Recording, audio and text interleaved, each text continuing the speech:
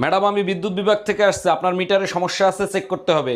ভালো করে চেক করে ঠিক করে দেন, মিটারে এত বিল কেন আসে? বিল কোথায় আসে? 2 মাসে মাত্র 2 ইউনিট বিল আসছে। 2 ইউনিট বিল কেন আসবে? আমি তো শুধু লাইট জ্বালাই মোমবাতি খোঁজার জন্য। এই, আমি বাইরে যাচ্ছি, তোমার কিছু লাগবে? সারা দিন কাজ করে থাকি, তবু কাজের শেষ খুঁজে পাই না। বিয়ের আগে বলছিলা রানীর মতো রাখবা, এখন চাকরানি বানায় ছাইরা দিছো। মন চায় গলায় দড়ি দিয়া মরি, লাইলনের দড়ি আনলে হবে? মনটায় চায় বিষ খাওয়াই মারি।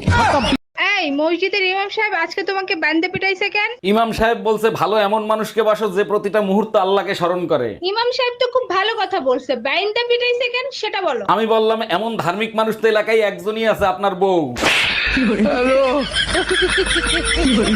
আচ্ছা, বিয়ের দিন আমি কি শাড়ি পরছিলাম তোমার মনে আছে?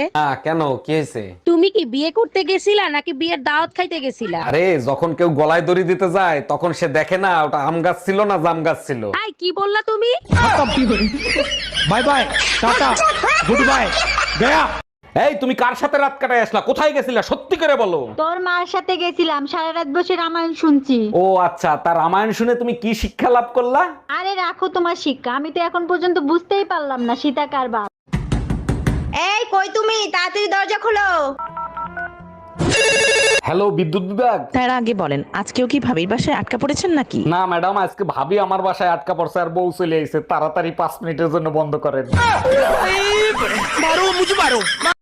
কি গো, এই ওই দেখো মোরক মুরগিটাকে কত ভালোবাসে, আর তুমি আগের মতন আমাকে আর ভালোই বাসো না। তুমি মোরগটা কতক্ষণ ধরে দেখছো?